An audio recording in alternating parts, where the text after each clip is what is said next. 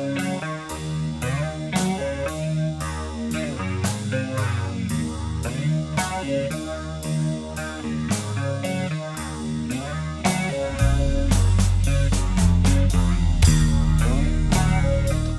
guys, how you doing?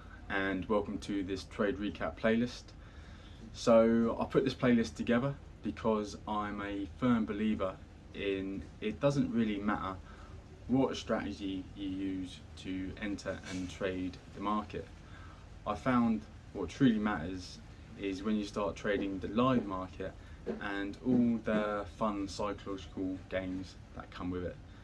Things such as like revenge trading, FOMO, greed, bit of patience. I've been fortunate enough to be trading now for about 5 years, full time for coming up 3 years. I found that throughout these 5 years, I've learned so much from trading the live market, and my favourite thing about trading is that I continue to learn. I've only scraped the surface, I know it. Every time I step onto the charts, I learn something new, whether it be about the charts, whether it be like a mirror into my own psyche. And I saw it as a bit of a blessing that midway through last year, I went back to week one, day one. I had no capital in my personal trading account, and I also lost my funding. And I saw it, as a blessing that now I can record every trade that I take, every lesson that I learn. Not just for my own benefit, but hopefully to help you guys too. So maybe we don't have to make the same mistakes twice. You can just learn from my mistakes and become more consistent, profitable traders, because that's the plan, right? And also the good times as well. You know, there's a lot of real nice parts of trading. For now, I've timestamped these videos down the bottom with the intro, this waffle, so you don't have to listen to this every time, thank God. The actual video breakdown of the trade itself, the entry criteria diagram as well, and also the proof of these trades. I want to be completely transparent with you guys and share every single trade that I take, and I'll be taking screenshots of my broker, of my personal broker, of my FTMO account and my trade copiers, so you can see that every trade that I show you is every single trade that I take. I really hope this channel helps you, and I enjoy making the videos. They actually really help me as well. And if you do like them, please give it a like, give it a subscribe, all that good stuff. And I really look forward to seeing you guys on the charts. Take it easy. Bye. Morning everyone, how are we doing? So jumping into this trade recap, I will just start off by saying this is aggressive. We don't tick one of the boxes. Reason being, I needed some fucking money. I'm not going to go into depth of that bit just yet. I'll make a little separate clip at the end of this trade recap. But this was aggressive. Put myself in a situation of needing money. So any setup that looked half tempting, I was happy to risk 1% to pay for rent and pay for food. But yeah, that being said, this is still a nice trade, and it ended up actually being really profitable if I stayed in it. But I was happy to just take my rent money and say see you later. But that aside, starting off on the 15-minute time frame, just marking the high of where we started to look for shorts from. The reason, well, I'll tell you why this is aggressive in a minute. You'll see. But it makes sense. Okay, so on the weekly, so that that purple bit there hadn't happened yet. I'll just hide this. This is a supply to demand flip. But I was playing from this strong level of supply that had inducement, type A inducement there. So tap, mitigate, and we've also swept this liquidity as well. And the next bit of liquidity to target on the weekly will be below this low. So this is where I was ticking off type A liquidity. Right, it's aggressive, reason being that I kind of want it up here. Okay, I'd say that we're too far down now into the move for me to like this usually, but that's where I'm ticking ticking the box. Daily, bum, bum, bum. Same detail. No, not too much on the daily. We kind of haven't really mitigated anything that cleanly refined on the daily. Maybe a bit of that buy to sell candle. And yeah, pushing short and see how, so we're not reacting from a point of interest that created a flip. On a weekly, yes, but we've reacted really too far into the reaction for me to normally really like this. See, look, we've had like 1, 2, 3, 4. We've had like 4 days of reaction time since then. So yeah, aggressive. We're playing the sort of momentum, the trend short, if you like. If anyone does, which I kind of used to as well, we're playing pretty much bang on the equilibrium, the even part of this leg, which again I don't really like. You could say that we're playing a level of support and resistance, and we're coming down. Remember we're this blue horizontal ray here, yeah. This could have been broken. That support coming back up to retest, then go, or to go off again. But if anything, I see support and resistance levels, signs of liquidity. So don't really like them that much. I don't play them, just in case you guys do. You've seen that. So 4 hour again. High time frame wise, I'm kind of going off weekly here, and just seeing this momentum short. But 4 hour wise, excuse me. Were we there?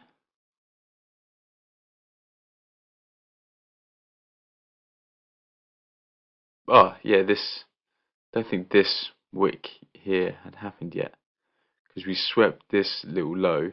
And then I would think that the next liquidity to target to continue this low short was actually above this high, and maybe into something here, or maybe deeper pullbacks here, or we can just follow the momentum short, which we do, and price does do. But I wouldn't say there's any clean 4 hour point of interest there to play from.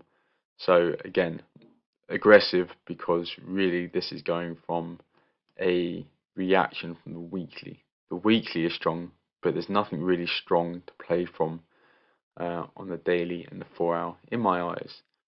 But maybe there's stuff to see here. We are coming down momentum. If we get the sort of lower time frame entry models that we actually got, this might be something I stick into my plan in the future. That hey, we're following the trend, if you like. We're hunting the weekly liquidity. If we're getting these kind of setups, then why not? Because let's get down to the business end of things now. It was looking nice on the 15-minute, and the 1 minute was really lovely. So if there was ever a time to be aggressive, pay for rent, this was it. I'm just going to hide these. I did have these marked out at the beginning of the day. These are like refined on the 1 minute. And it's going through where we take this from. So this level of demand here, gone up. We got tested, failed to break the high. This one's nice as well because it swept liquidity and then still failed. Gets tested loads, as you can see. Again here, sweeps liquidity and still fails, and then gets broken off. So I was like, okay, that's definitely a supply to demand point of interest flip. We are mitigating. This is kind of like the higher time frame support and resistance level here. So we're kind of mitigating this level of support, and this, without going into it, has got demand order flow, and you can see here that I had these points of interest marked out as well, because if we did come down here, this wasn't an entry model, and we got an entry model from one of these. Again, I'm going aggressive.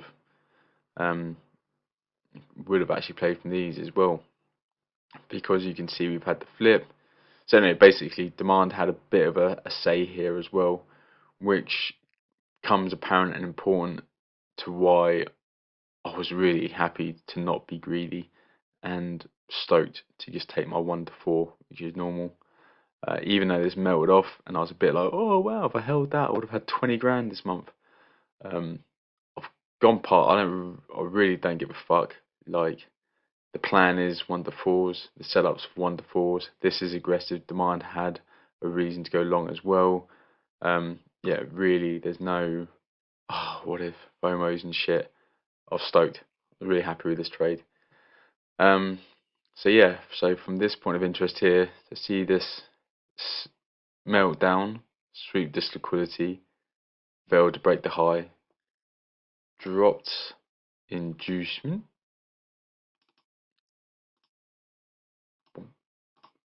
before flipping this level of demand, trickling back up. Very nice Asian sweep. I mean, that's just a beautiful Asian sweep. We pretty much tagged in on this at like 259, which is pretty much perfect. And yes, that is 15-minute. So yeah, we've just swept the sell side liquidity to match with our weekly high time frame narrative of going down to our weekly liquidity. Point of interest that created a flip. Yes, really strong flip. I love all this. Where again, demand's had the opportunity by sweeping fuel to continue the trend long, and it doesn't. Okay, it gets broken instead. So strong. And order flow. Yeah, no, not really. I think I've ticked it because in here there's order flow. Because I was looking at these. It'd be nice, but then this does actually mitigate this inside bar, and then there's a bit of 1 minute order flow here, which is nice. But if we're going to be really fussy, there's no order flow here, obviously. You know, all this could really be price action to get swept. But we got a bit of order flow, so yeah, order flow. Asian session, lovely. Right, let's go down to the 1 minute because this is where it was delightful. So yeah, as I said, I had these marked out. Okay, because these are a bit cleaner, refined. But when we saw this price action, oh, so nice. Okay, level of demand. Yeah, it ends up being a flip. We'll leave it like that. So demand, right, drops a bit of inducement, pushes up, Asian sweep, comes back down, right? This again sweeps liquidity. So now demand has fuel. It's mitigating demand point of interest. It's swept the fuel. Demand's going to continue here. You'll think it's going to push long and break this high, but it doesn't. It fails to break the high. Supply here breaks demand serve and melts off, dropping inducement on the way to then come back up, mitigate, and off we go. So I was like, that's like the 1 minute entry model all over. Kill zone, yeah, it was like 259. I'm counting that. Yeah, just broken supplies, broken demand serve to match with our weekly narrative and our 15-minute. Chock, yes. Has there been a flip? Yes. Have we swept liquidity? Yes. Do we have inducement? Yes. So when I saw this price action as well, just to be sure, I went back to investigate what will meet again. So see how these are refined points of interest up here. I'm just gonna hide these. And yeah, saw this badger. I think I went down to the 5 second, but that was the flip. I was looking at what it mitigated. This is that strong 15-minute demand point of interest getting tested, sweeping liquidity but failing to break the high, and supply just going on, testing these levels of demand, and then going on to break. Yeah. And yeah, let's go down to the 5 second because I'm pretty sure the 5 second, you know, It's time. Price actions fractal, yeah. That nice extremity, buy to sell, which is just the cause of all this supply momentum, breaking levels of demand, breaking levels of demand. Yeah, it just looked nice. And the fact that this 1 minute entry was so juicy, I was like, we're going for it. We're going for it.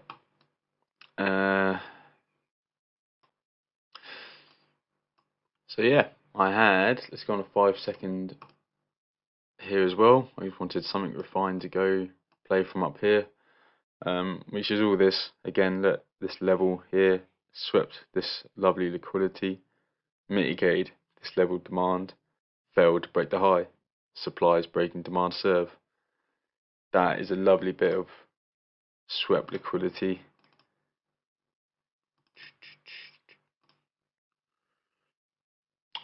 Where's my liquidity? Taking liquidity.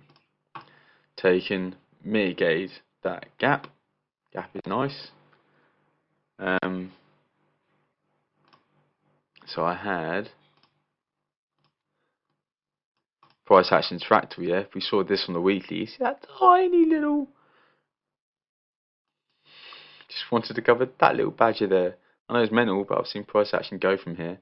This all makes sense. That's like the inducement, if you like. And remember, on the seconds, I don't play from inducement. Always cover the high. I'm covering a high of this 1 minute. So I believe the markups. I'm just gonna. Yeah, so that's how I had it marked out at the time, covering this high here. So 1 minute there. And where's the actual? There it is. And we came up aggressively, but just held it. No dramas. And got filled. Sorry. 1 second. Yeah, we'll do this on a proof, a bit more in depth. But yeah, got filled here. Sorry, at 257. Sorry, 256, 257-ish. At price 10847, 10847. As I said, I did the usual where we kind of went through our take profit and I just moved my stop loss up just in case she wants to melt off, because this went down pretty fucking quick. We were in this trade for like 8 minutes. She melts off quite nicely. So yeah, I didn't do the take profit. I just moved my stop loss up the second we broke through 1 to 4, which was 1 to 4, 1.10747, and it almost looked like it was going to keep on going. But she didn't. She mitigated this strong level of demand, and we got a reaction. And then she did end up melting off. But look at that. When I got that reaction, I was like, oh, you beauty. We went straight through this. I was like, go on then, keep going straight through. But again, this is rent covered now. This is food. This is all bills. Everything covered for this month when I'm fucking skin. As in, couldn't even afford a coconut. So, yeah, very happy not to be greedy. Aware that this is a strong level of demand. We could get a full reversal. I'll be fucking shooting myself if I didn't didn't take profit here and got taken out. And she does come back and play a little bit. And we would have held. This is, again, let's go into fractal stuff, yeah? Because, hey, stop. So I did see that there was nice 5 second price action in there.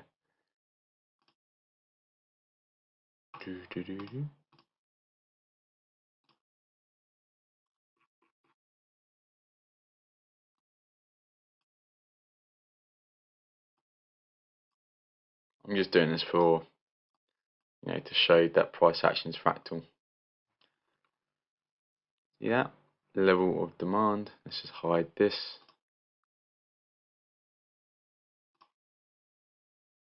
Come on, Mish.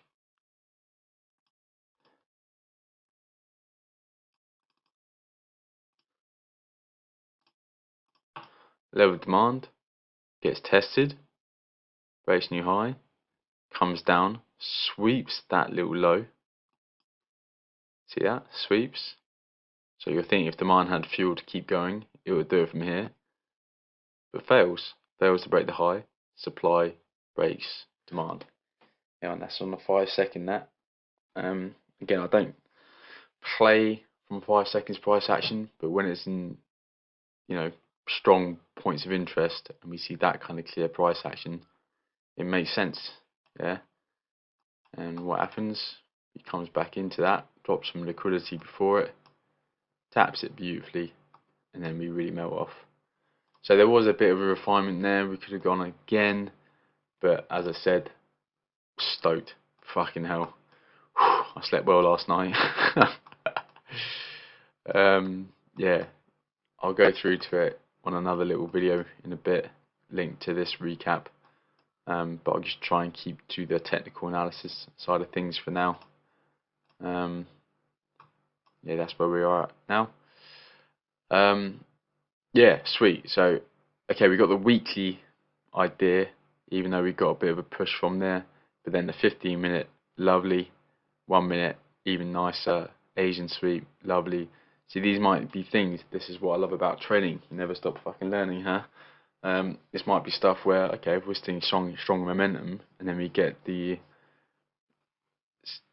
Asian market syncing up and 15-minute to 1 minute, then why is it not worth the 1% risk? We're not risking the whole capital.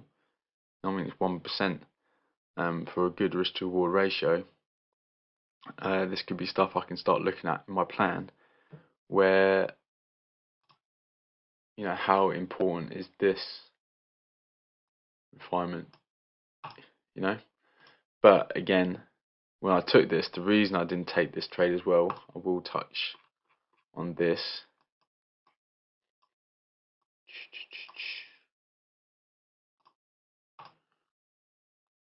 So again, the reason I didn't come up here is I admit I was emotional. I saw this in entry again, and was there like, I'm feeling on top of the world, and this is refinement, let's go again and send it. And I realised I was fucking stoked, and I thought, you know what, lead the day being fucking happy. Alright, there is demand order flow here. These are strong points of interest to be playing from. That's a strong reaction from demand. There's no point throwing 1% back into the market. If this did go the other way, I would have been a bit disappointed. So yeah, even though this makes sense, my headspace wasn't that clear. I was too happy. Which sounds crazy, right? You think you would stay out of a trade if you're too pissed off. But overconfidence is dangerous as well in trading. That awesome Wimbledon quote before we walk onto centre court. If you can meet triumph and disaster and treat these two imposters just the same, okay, they're still emotional stuff. You just want to see the truth in the market. And the truth I saw was, yeah, I'm emotional, and we've got kind of good reason for both supply and demand. Taking my profit, taking my rent money, and said see you later. 1 to 4, buzzing. Right, I said I'll just keep to the technical stuff, and I went a bit overboard there, but I hope that helps, guys. And profit split day today. Yoo. Anyway, I'm going to do the proof of trade now. Let's do it right now. So yeah, I've already gone through this. So it was the 25th of July. This is Prague time, where FTMO broker is. I swear I've got to work out how to change these times to fix my Forex trading view times. But 9:56 is 2:56 this time, and we got taken out. 303. I think this is where I moved my stop loss up. So we actually got taken out when price was coming back up into this. We got taken out at 10:04. So yeah, 304. Yeah, at price 847. Price 847. The stop loss was 2.5. Slightly smaller stop loss, so bigger lot size, more expensive commissions. And yeah, taken out at 0.747. Oh, I've got to change that. 0.749. Little bit of slippage. So just under 4%, which makes sense because that's just under 4% there. That syncs up with our FTMO. So 2.7% profit split today. Whew. Skin of our teeth. Hello. There we go. 2.7%. Taken yesterday. Profit split today. This is why you want to build your own personal capital a little bit more. So you don't have to trade with this kind of pressure. This luck, really. Let's face it. This is lucky that the probability happened. The sequence of probability happened to be a win on today. Yeah. Anyway, that is the proof of trade right there. That's a trade there. I've got the entry criteria diagrams coming up now as well. They're made, and I'll do a little bit of the waffle on the whole 0 to 100 grand trade recaps, because safe to say we are starting from 0. But we're on the move. Alright, thanks guys. See you later. Bye. Alright, so here we are. This is my entry criteria for entering the market. I highly recommend, please do not just copy and paste this. Put this into your own strategy. Each one of these things here has been back tested, has been studied, and more importantly, that to a point where I understand it. And that's the most important thing with an entry criteria and strategy, yeah, is that you understand it, you've seen it in action, and you're confident with it. You execute time and time again and allow probabilities to play out. And the reason that I have a checklist like this is that it really helps me eliminate the emotion.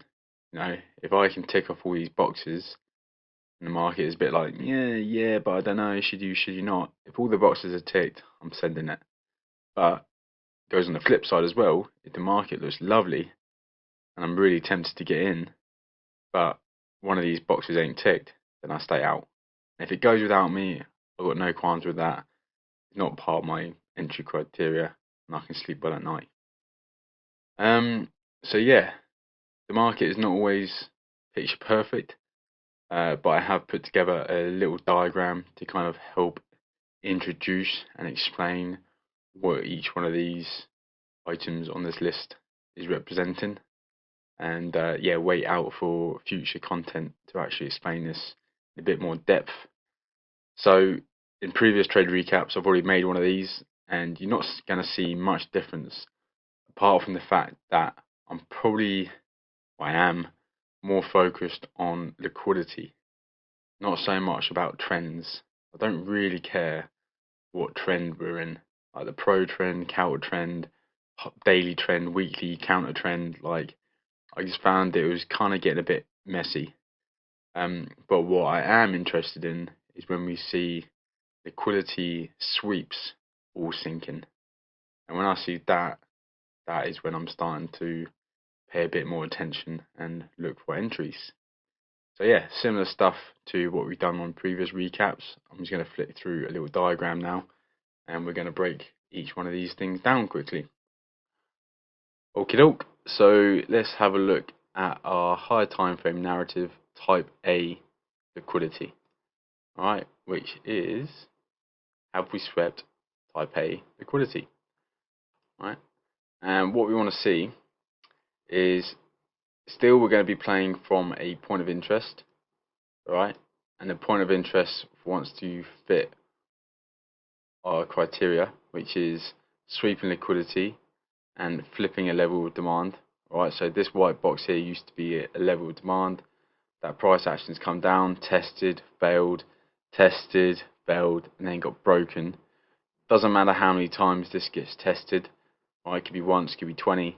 But what is important, that I want to see like a fight between demand and supply, and for supply to win.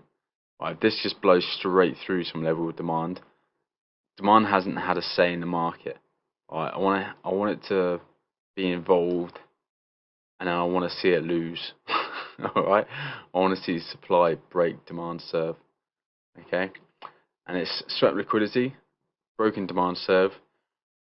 Right, now type A liquidity is like structured liquidity. Right, so I don't trade structure, I don't really trade trends or anything, as I said, trade liquidity. But where is liquidity? Liquidity is around structure. Yeah? So what's happened there is like the trends come down, create a lower low, come up, create a lower high, broken this lower low to create a new lower low. Now there'll be a lot of orders here, right? Seeing that this is like a trend, breaking this low, and they'll have their stop losses and drawdown and all that good stuff above this high. Alright, so that's a lot of money, yeah. And algorithms love money. They just follow wherever the money's at. They don't care about trends and stuff. They just want to find the money. And so do we. And we're going to follow the algorithms. Right, so I wouldn't be surprised the algorithm will come back up, sweep this liquidity, sweep all these orders, mitigate this strong point of interest that's already swept orders, and it's proven to be strong because it's flipped the level of demand, right, and then continue the trend short. So that's what we want to see. So this is type A liquidity, okay, structural liquidity. It's very important that type A has broken a low. Okay, low's been formed, come back up, broken. This could happen, I suppose. Oh, I've got two there. Hang on. Yeah. This could happen like on the flip and then break. Don't mind that. I actually quite like that. It's called like flip inducement. Happy days. Or it's gone through. Either one is fine as long as it's structural liquidity and we've had an interaction. Alright, if this was like, I don't know, something like that, that's fine. Yeah, as long as there's been an interaction with demand, and excuse the dogs, and then it's got broken, then happy days. What I said here, like, so I want to see a refined 15-minute point of interest within here as well. Okay, so I define a high time frame as in 4-hour, daily, weekly.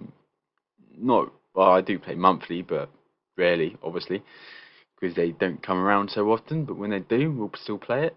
But yeah, 4-hour daily is way more common, and that's what I define as a higher time frame. Yeah, I want to see if I can refine this down to a 15-minute entry model as well. And if there is a 15-minute refined entry model here, when we come back into this area, if this meets all our criteria of like an Asian sweep and in our kill zone basically, then I'm happy to just go straight to the 1-minute entry here. Alright? But if there's no 15-minute refinement here, and this is just like a kind of bigger, kind of higher time frame point of interest, I want to wait for a 15-minute confirmation, and then our extra 1-minute confirmation. Okay, basically, I'm going to be entering from a refined 15-minute point of interest no matter what, whether it's going to be from here on type A, or we get one here, and we've got to be a bit more patient. So yeah, our time frame.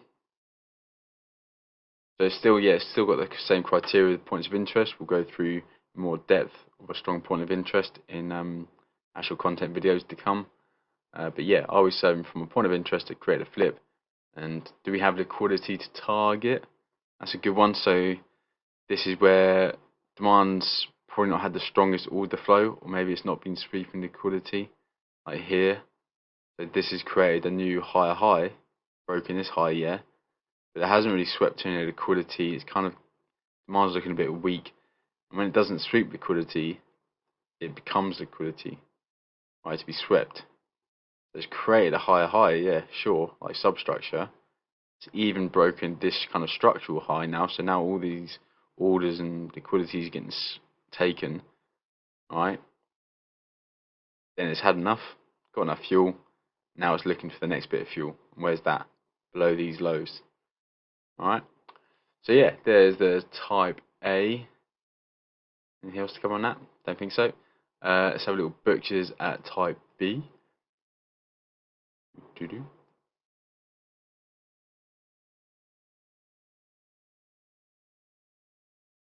So yeah, type B. Okay, so point of interest in exactly the same detail. Yeah, we want to see it sweep liquidity. We want to see it flip a level of demand. Right, again, it doesn't matter how many times this level of demand has been tested, but we want to see an interaction. Right, then it's broken through. And what type B liquidity is, so it's either one of these two is usually ticked.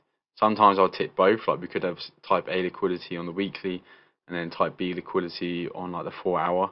So it's sound, but as long as one of these are ticked, that's my entry criteria satisfied.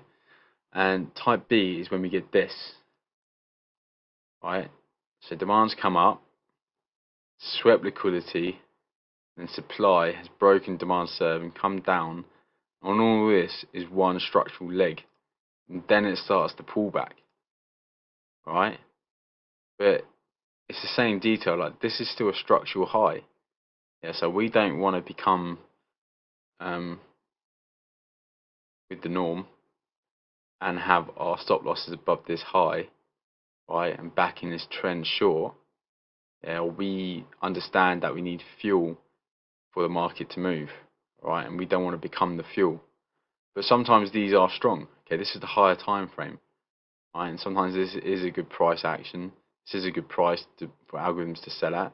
They're happy, but to do so, they're going to need fuel, right? They've got to create some liquidity to sweep to continue this trend short. And the way they do that is they'll place it like just below this point of interest, right? And when we're here, yeah, we might actually get like a bit of substructural type A liquidity formed, where it will kind of come down, create a low, create a lower low. So now this is like a bit of a protected high, right? Then create a substructure lower low. So now orders could be above these highs, come up, sweep this liquidity, and then melt off. But with this, I don't care if I see a refined 15-minute point of interest from back here, right? Because this is a little bit more aggressive, but price does go from these points of interest. I want to see a refined 15-minute entry model, more recent. Okay, something happened here, right? Where before on type A, if I can find a refined 15-minute point of interest way back here, I'll enter straight off the 1 minute here if it fits our criteria. But with type B, I don't really care how refined this is. I want to see a confirmation that supply is going to hold serve here, and not only just hold serve, it's going to break demand serve, and that this is going to continue short. Right, so that's the difference between A and B, is that there's no structural liquidity to take, but it creates internal substructure liquidity to take, and we want a bit more confirmation on the 15-minute. So yeah, that'll be type B. Let's have little Berkshires over on the mid time frame now. Yeah. So mid time frame entry model is pretty much always the 15-minute time frame. I don't really refine too much lower than that, and I don't really bother looking at anything higher than that. Yeah, I might as well change this to 15-minute. And there is no type A, B, C, D, whatever with the 15-minute time frame. It is all just the same stuff I look for. And again, it's the same for buys and sells. We'll look at demand in a minute. So this will be like our higher time frame point of interest. Okay, and yeah, it's not a must, but it's very nice to see, especially if it's type B.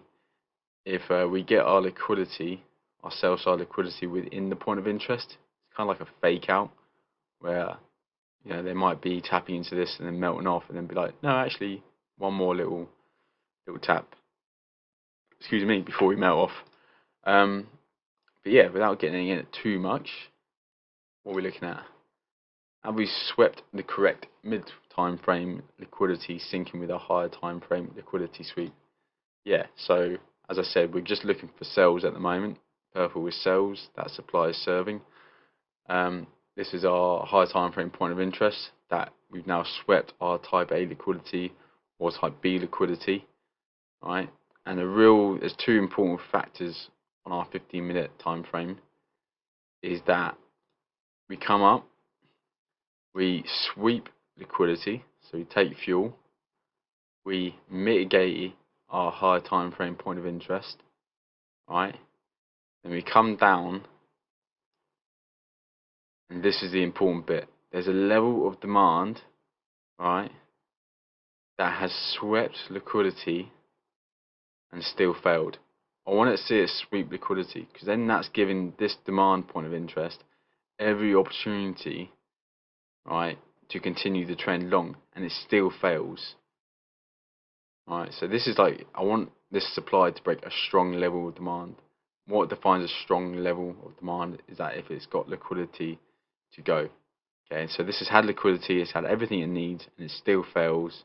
Right, there's been a supply to demand interaction, it hasn't just blown straight through. Right, it fails and then gets broken. Okay, so that is confirming now that supply is sinking with a higher time frame narrative as well for sells as well. Inducement is important. I kind of call this flip inducement because it's really juicy if it happens before the flip, right? And this is a must on the 1 minute.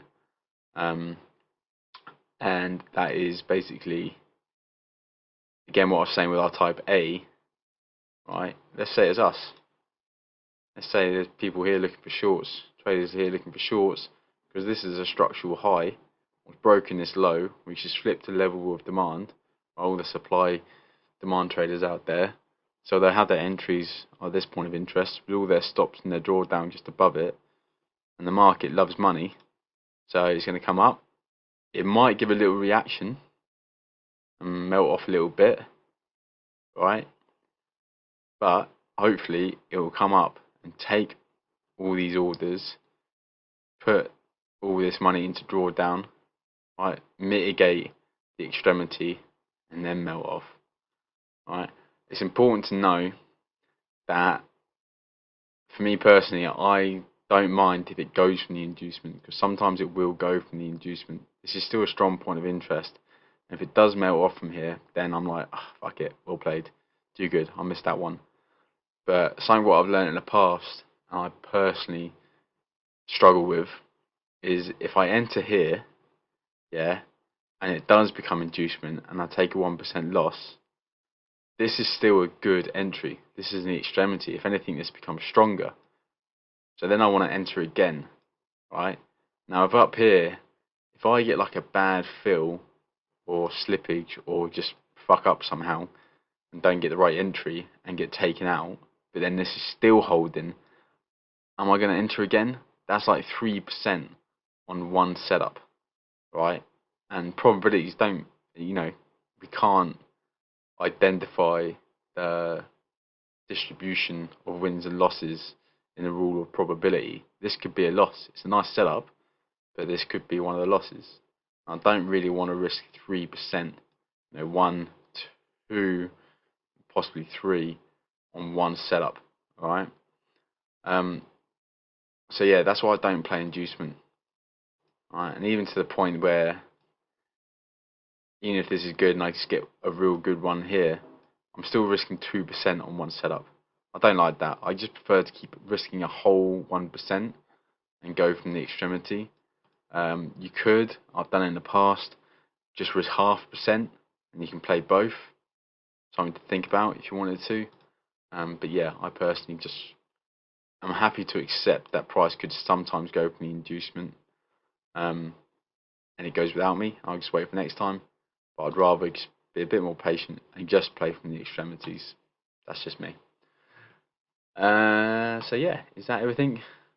So yeah, we're sweeping sell side liquidity, syncing up with our higher time frame liquidity sell side sweep. Point of interest that created a flip. Yeah, it's created this flip, and it's got order flow. Yeah, so it's mitigated our higher time frame narrative. Important thing with the flip: this demand has swept liquidity and still failed. All right. Cool. So then, last one. Thanks for your patience, guys. We'll go down to our entry. So now this, geez, what am I doing? There you go. So this is now our 1 minute. Okay, so we've gone from a higher time frame, which is 4-hour daily, weekly-ish, monthly-ish, down to our 15-minute time frame, which is our middle time frame. And now this is our 1 minute entry model. Just ignore the Asian market for now, but that is apparent. But there's so much to that I think that's better off just waiting for an actual whole content video describing that in better detail. But I'll touch on it briefly in a second. But first of all, let's have a little look at the structure. It's pretty much exactly the same stuff. Like price action is fractal. So we're going to see ideally our liquidity within our 15-minute point of interest. Alright, come up, come down, then we come up, sweep this liquidity. This could be like an Asian sweep or coming to an Asian premium, whatever.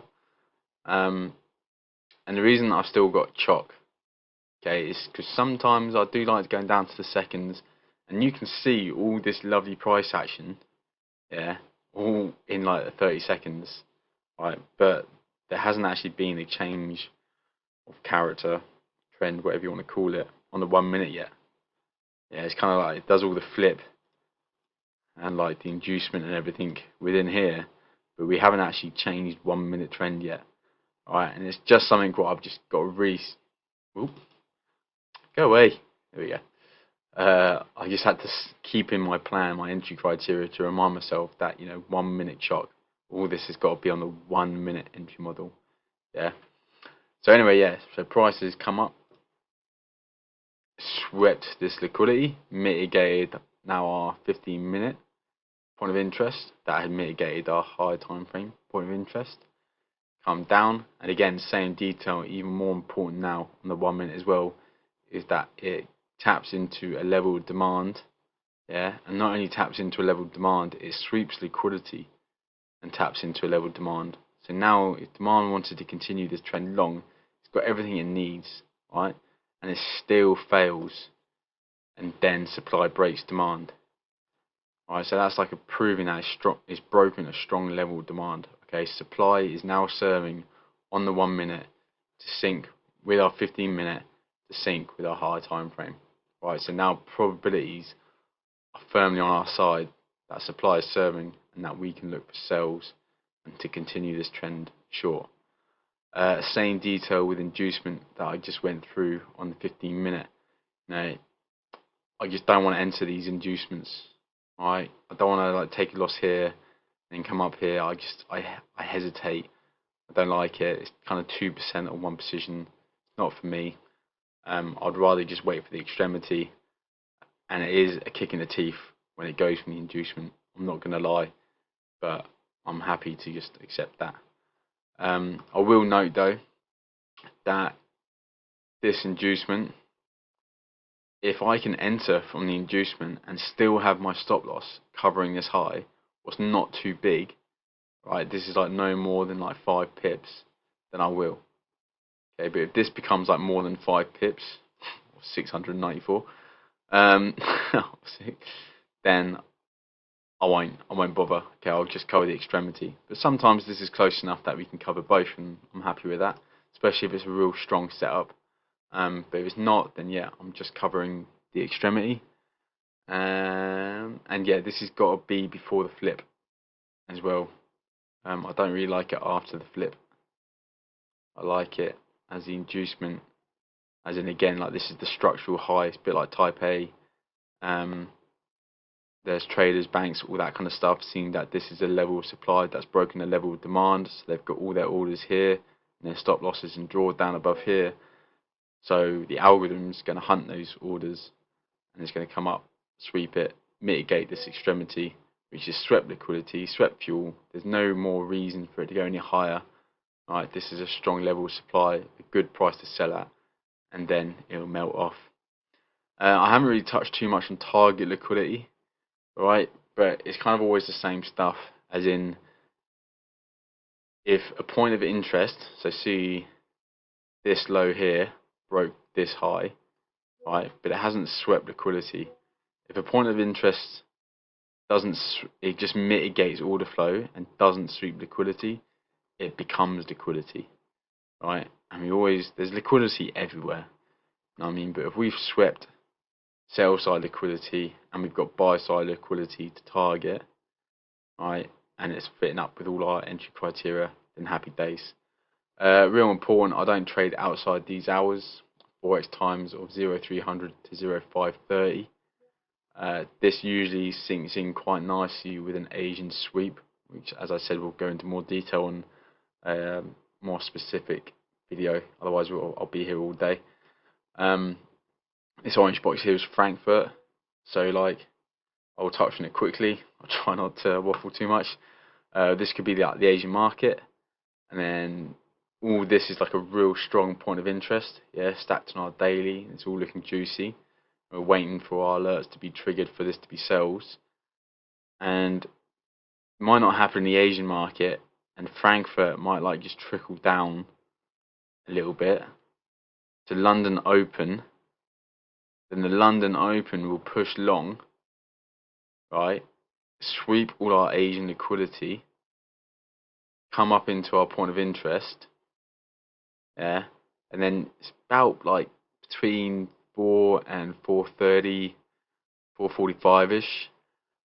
Basically, what this is doing is getting traders thinking that the London is bullish.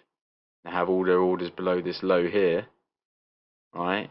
And then at around like an hour, hour and a half into London, it will mitigate a strong setup and then just pull back.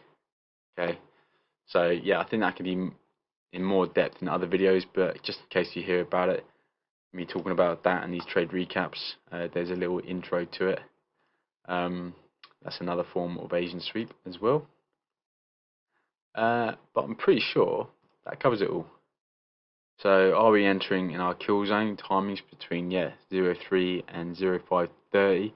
Bonus if it's around 430. Setup, sweet. Have we broken serve to match with a high time frame and middle time frame narrative? Yeah. So we want supply to sync with our 15-minute and our high time frame. So all being, we don't care about the trend. We just care that it's swept sell side liquidity. Right, each one of these time frames have swept sell side liquidity to sell. All right, that's what we care about. That's what I care about. Do we have a minimum of 1 minute chalk? So I want a minimum of 1 minute. As I said, that's kind of probably more for me because I can get lost in the seconds sometimes when I get excited. That's a little reminder. Has there been a flip? Yeah, remember this is just on the 1 minute now. There's always been a flip. Have we swept liquidity? Do we have inducement? Very, very important on the 1 minute. I would not enter this if this is just blown straight through. Really need that last bit of fuel before our entry. So yeah, happy days. So yeah, I'm not going to explain it all again, but I will quickly show the demand diagrams as well. Because yeah, we're not biased. If the setup is there for buys as well, we're happy to buy or sell. Doesn't matter. So again, exactly the same detail, but with demand. Yeah, and try not to go through it again. I get excited. You know, this used to be a level supply that is now flipped. It's swept liquidity, and type A is when it is dropped structural liquidity. So there's been a higher high, a higher low, then a new higher high created. Right, but our point of interest that has swept liquidity and caused a flip is up here. This one hasn't. So this is the liquidity. Oh, I've got double lines. So even though this trend starts going a bit bearish, it's going bearish just to create liquidity, right? Because this liquidity is not sweeping anything. It's just mitigating order flow. If it's not sweeping liquidity, what's it becoming? Becoming liquidity to be swept, coming into our point of interest. And again, I really like type A, so I'm happy this can be refined down to 15-minute. I always want to go from a 15-minute point of interest, but we can get the 15-minute point of interest from way back here, and this fits with our kill zone time and HR and all that kind of good stuff and the Asian sweep. We got our 1 minute entry model. I'm happy to go straight from the 1 minute here. If we don't have a refined 15-minute, or this isn't within our timings, it'd be nice if we get a 15-minute confirmation first, then we go. I don't mind. But type A, basically what I'm saying is I'll go straight to 1 minute from here. But type B, oh wait.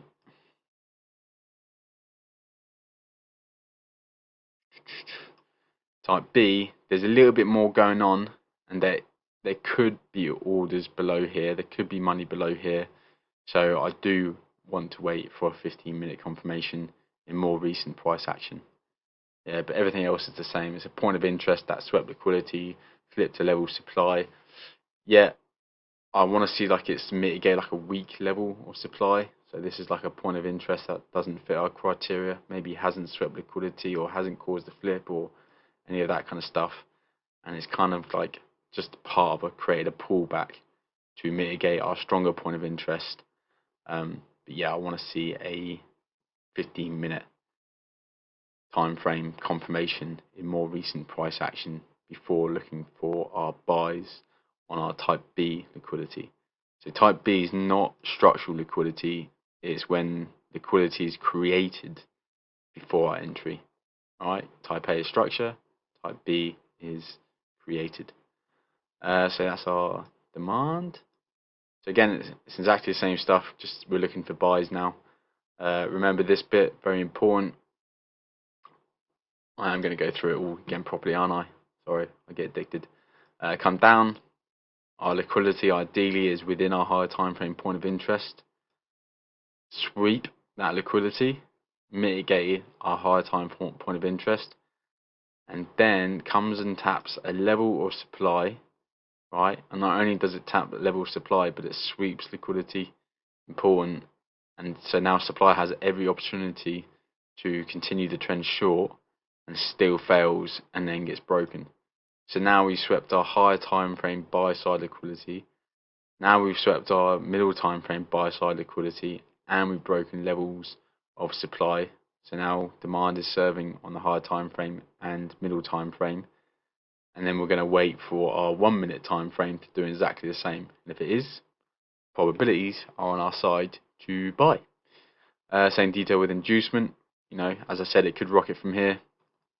And if you're going to play this way, accept the fact that it does go from here sometimes. Right, you can do it two ways. As I said, you can start risking just 0.5%, or fuck it, if you're happy to risk a whole 1% here, and then if it fails, a whole 1% here, and then if you get a bad feel or something, a whole another 1%, and you want to risk 3% per position, then go for it. But my personal comfort level of risk management is I just want to risk 1%, maximum 2%, allowing room for slight entry mistakes, which very, very rarely happens, but you know, I've just experienced in the past it does happen, and I'm happy to maximum risk 2% in each setup. It's almost like in a point, like a service point. It's like I want first serves, but if I miss my first serve, I've got a second serve. Alright, I don't have a third serve in tennis. Alright, just like I don't have a third serve in trading. So yeah, there's the inducement. Just see it as extra bit of fuel. Sweet. Target liquidity. Happy days. And yeah, same detail for 1 minute. Same time frame, same Asian sweep. We'll just obviously be sweeping the buy side liquidity of the Asian market, tapping into our 15-minute time frame, middle time frame, getting our 1 minute shock, coming down. Ideally liquidity within our point of interest, but it's not a must. It's just like an extra little bonus if we see this. Sweep that liquidity, mitigate middle time frame, get our 1 minute shock. Again, very important that we test a level of supply, right? And not just that, we sweep our sell side liquidity, so now supply has all the fuel, all the reason, everything it needs to go short, and it still fails, drops inducement, breaks, gets broken. So now demand is now serving on the higher time frame, middle time frame, and the 1 minute. It's swept the fuel already to make this move, and then it's created the fuel, the inducement for our move to tap. And then there's the algorithms, got all the money in the world. Now it's looking for the next bit of money because it loves money. So do we. Where's the next bit of money? It's at this supply order flow that it's been mitigating order flow, but it's not been sweeping anything. If it's not sweeping liquidity, it's becoming liquidity, and there's our target. Cool. So I hope that really helps, and I hope that's what we're seeing on the charts, on these trade recaps. As I said, I'll go into a bit more depth on each one of these checklists, if you like. And but I think for now, for these trade recaps, that's a bit of an understanding on, I'm not just randomly buying and selling anywhere in the market. This is the checklist, what you'll see on each trade recap, and I want everything ticked here. All right. The only thing what might not be ticked is I only want either one of these. Sometimes I get both. This might be, I might have type A on the weekly and type B on the 4-hour or something like that. But if I've just got type A on the 4-hour, I'm sending it. If I've just got type B on the 4-hour, I'm sending it. But yeah, everything else will be ticked. And yeah, the reason I do this is, as I said, this, it helps me try to eliminate emotion from entering the market. Yeah, it doesn't completely, but sometimes the market can look great, and I'm like, oh yeah, I'm selling this all day long, but it might not have, it might not have one of these ticked, so I'll stay out, right? And then even if it goes without me, I'll still sleep well at night. I mean, I don't mind, it didn't fit the plan, okay?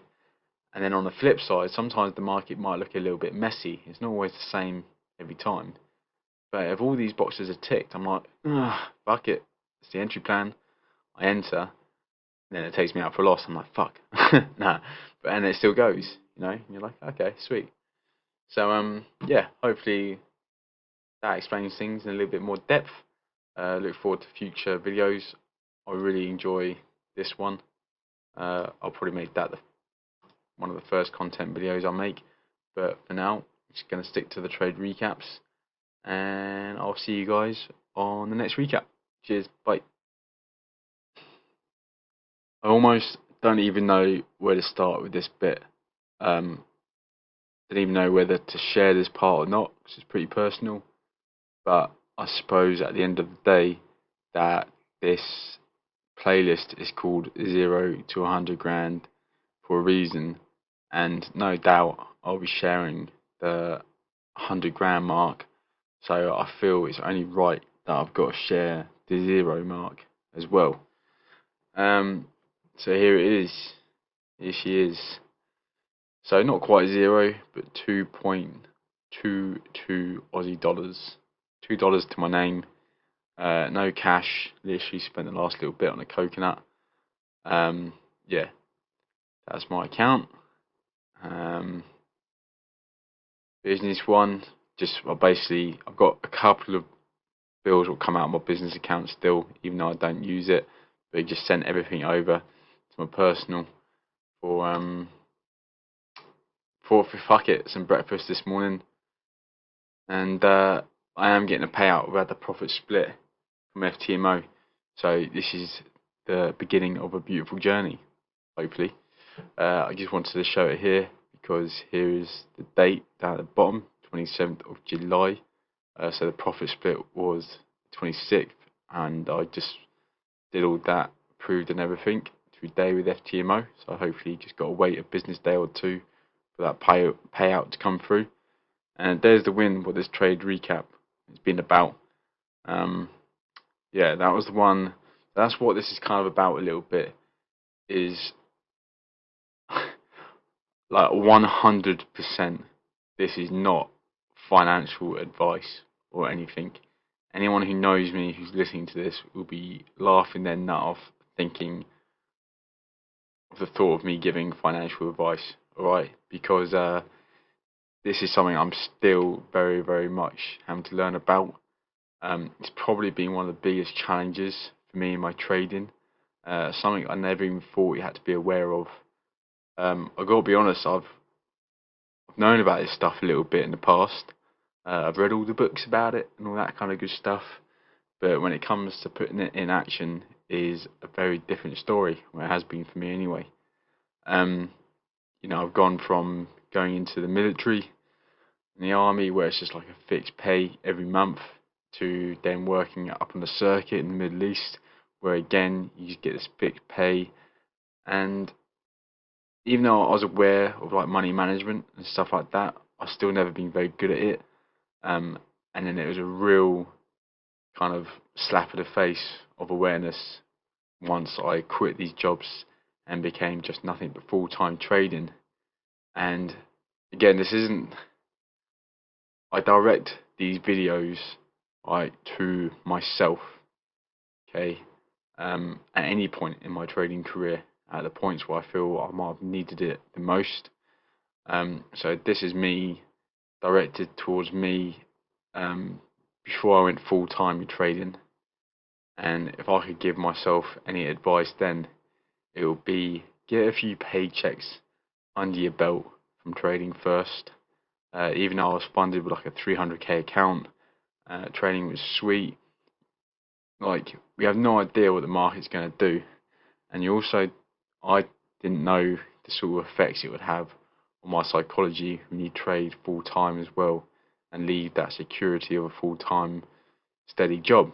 Because even though it's one of those things I really wanted to get away from and wanted to be my own boss and that freedom, what everyone dreams about, it is stuff that I had to really learn to be disciplined about, and I still really have to stay aware and focused on to be on top of, because this is not the first time that I've gone hand over fist and I've had to risk it for a biscuit to pay for rent the next month. These are continuing growing lessons, and yeah, hopefully this is the last. Maybe I keep coming back to the situation. Oh, I say keep coming back, it's only the second time. For this reason, to make this video, to build this content, and yeah, to build get to the zero bit before we go to the 100 grand bit. But yeah, I digress a little bit. Before I go full time trading, it would be nice to have the experience of receiving a few paychecks from the prop firms and your funding account, and build some capital, build some personal capital that we could trade with first, right? Rather than kind of saying, yeah, full-time trading, life is sweet.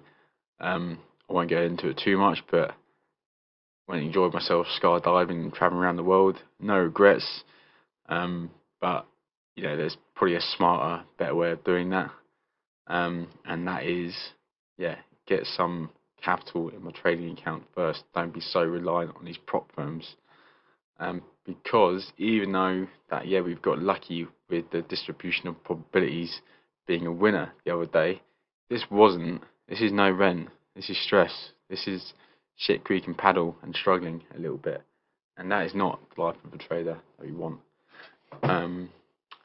So again, I'm grateful for these kind of things because it's introduced me to a lot of books and resources that I'll also be sharing to you guys and myself before I went full time, that have taught me a lot, and I still continue to learn, and I know there's still a lot more to learn. I will share with you a little bit of something that I got from Ray Dalio's book, Principles, and he said a good bit of being aware of actually what you're spending. And again, you guys, I'm sure, have way better money. Anybody would have way better money management skills than me. So you guys probably already do this, but I didn't. As I said, this is addressed to me back in the day. I just had no idea what I was even spending money on. It would literally just go into my pocket, off we go. And as I said, I went skydiving for a bit. I didn't even think about flights and how much each jump was and things like that, and all the kit I was getting. I did about 450 jumps and buying parachute equipment and all sorts, just thinking that, I'll trade for it next month, it's all good. Not kind of realising the pressure that's going to be putting on my shoulders. And I've always joked around saying nothing like a bit of healthy pressure, but life is probably a little bit sweeter without that pressure. There's lots of other things to worry about enough, but if we can get to the state of not having to worry so much about the financial stability, or just putting yourself in that shit anyway, when avoided, then let's take advantage of it. But anyway, Ray Dalio, what you were saying was just be accountable for what you actually spend, and this is very amateur spreadsheet. I'm sure you guys probably got way more better professional ways of doing this, but I will share with you as well, full transparency, don't give a fuck. Yeah, the bills that I've got, I'm actually in debt because I haven't got any of this money in these accounts for these bills what are actually due to come out today or tomorrow. So hopefully FTMO will be a bit flash to bang and pay me. It'll be nice. Yeah, I keep a UK account alive just a little bit, just in case. You never know. Nothing's in it. I think I've actually got like 19 quid in there, if I'm totally transparent and honest with you guys. And yeah, work out. This is like a very nice, comfortable month for me. I worked out it cost me about $1,500 a month to cover rent, travel, all sport I want to do, like gyms, paddle, tennis, surfing, all that kind of good stuff.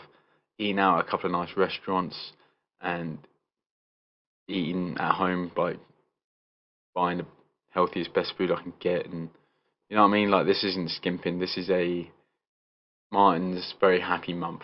All right, with all bills and everything, it cost me about $1,500.